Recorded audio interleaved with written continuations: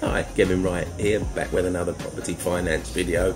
And what we're going to be talking about this week, well, the different ways that you can finance your property investment. So if you're interested in a quick run through of the different types of finance available, stick around.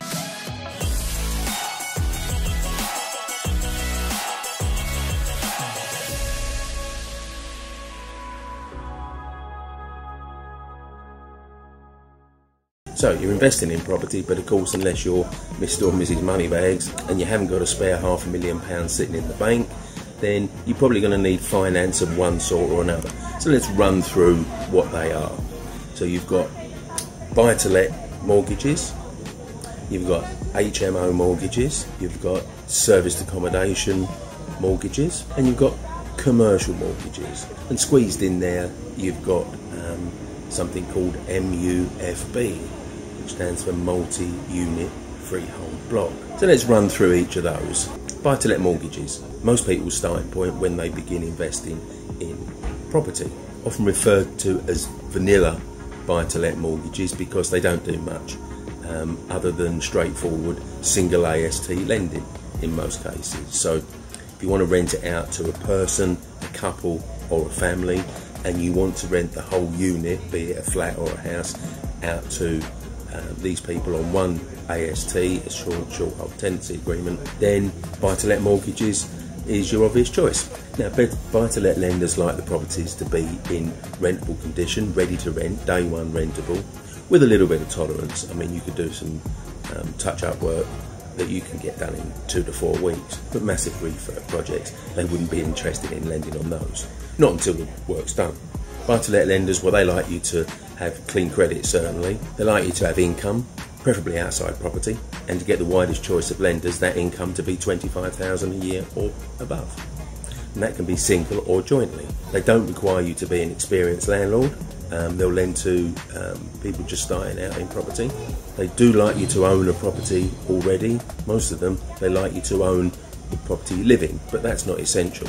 You may own a different property but not live in it.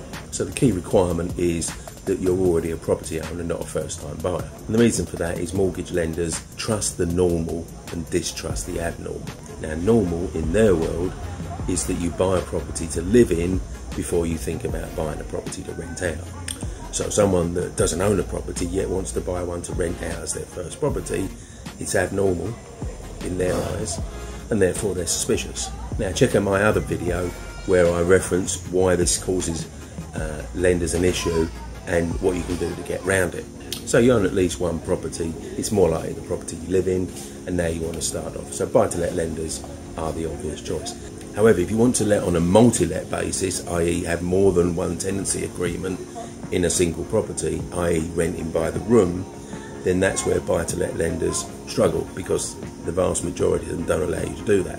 Now, there is a handful, at best a handful, that take a bit of a different stance on that and say, well, okay, we'll allow up to 4 tenancy agreements in a single property. More than 4, and now you're outside the remit of buy-to-let mortgage lenders and you're into something more specialised. And that more specialised could be HMO mortgages. Now, HMO mortgages allow 5 or more tenants. If it's more than 6, well, you're going to need to get planning for that because that's a change of use. But some of the more specialised lenders will do the bigger HMOs in 8, 10, 12, 14 bedroom HMOs. You need to be an experienced landlord to get lending from that though. They're not going to risk lending on a 10 bedroom HMO to someone that's never been a landlord before. They want you to cut your teeth on something smaller first. If you want to do an HMO as your first investment property and it's more than 5 tenants, then you're going to find that quite difficult because most HMO lenders want you to be experienced as a landlord before they let you loose on an HMO.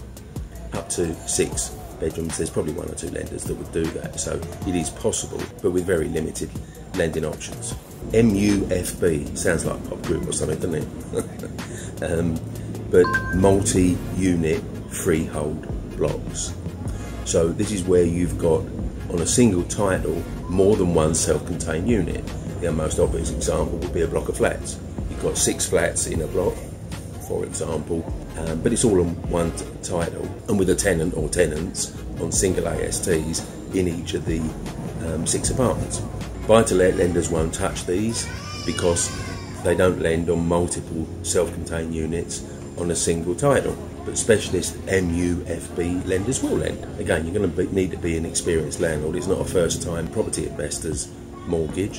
You're going to need some experience as a landlord before they'll lend to you. If you're buying blocks of flats, for example, then MUFB is the mortgage that you need. Now, serviced accommodation and a derivative of that, holiday let mortgages. Now, these for not long-term tenants, but short-term tenants. Short-term could even be one night. Now, you can't use standard buy-to-let mortgages for these either, because the vast majority of buy-to-let mortgage lenders in their terms and conditions have a clause that says the minimum rental period is 6 months. And clearly, if you're renting by the night or even by the week, you're breaching those terms and conditions. So you can't use a standard buy-to-let mortgage for that. Now, there are two types of serviced accommodation mortgage.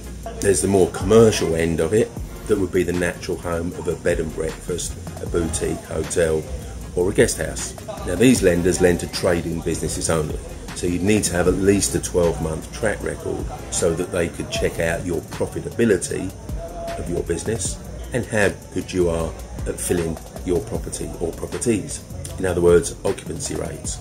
They're likely to want a full year of occupancy rates so they can map out any seasonal changes. But if you're starting out on short-term letting, how do you get that track record? Well, you can't use the lenders I've just mentioned, so who can you use? There's another set of lenders, and again, probably a handful, no more, that would effectively lend on an AST basis, but with one critical difference. Remember that clause I was telling you about, where you can't rent for periods of less than 6 months? They've just taken that out. They've removed that from their terms and conditions. So although it will be set up as if it was a normal AST letting, they will allow you to do short-term lets. So if you're new to serviced accommodation or short-term letting, then that is your natural starting point. Again, a variation of that are holiday let mortgages. There are a few lenders that do holiday let mortgages. Some of those specifically want it rented out in 7-day blocks. So, night by night rental they wouldn't accept. And the location of the property has to be plausible for people to want to take holidays in it. Anything we haven't covered so far would be swept up and covered by commercial mortgage lenders, because they'll lend on pretty much anything. I've had a number of people say to me, but hey, don't commercial lenders only lend on commercial properties? No, they don't. They will lend on residential properties too. They like to lend on portfolios, so if you've got 10 properties or something like that, you want to put them all with a lender, they will do that. And of course they'll lend on any commercial premise. And of course they'll lend on any type of commercial premises, whether it's shops, warehouses, offices, you name it. The proviso is with them, it has to be tenanted, so they don't lend on vacant commercial properties. It has to have a tenant or tenants. And this also covers mixed-use properties, most typically shop on the ground floor, flat on the floor above, or floors above. Commercial lenders don't like first-time landlords, so they want at least a year's experience, some more than that, some up to 3 years. So there we are. There's a run-through of the different types of financing. But before we go, I'm going to mention two others, and they're similar but not identical, and that's bridging and development finance. Now, they sit apart from all the mortgage lenders because they do stuff that mortgage lenders won't do. In many respects, they're similar, but they're not identical. So you could say they're brothers, not identical twins. Development finance is quite restrictive usage-wise. It's either for new build or substantial conversions, like, an office block into 12 apartments. Development finance lenders like you to put some money in towards the purchase of the site, but they'll fund 100% of the development costs. Now, bridging finance is much more diverse in terms of what they'll lend on. Now, why should you consider bridging finance? Because it's certainly more costly than mortgages because of its flexibility. Now, all the types of properties and the conditions of properties that mortgage lenders won't lend on, bridgers invariably will, with one proviso.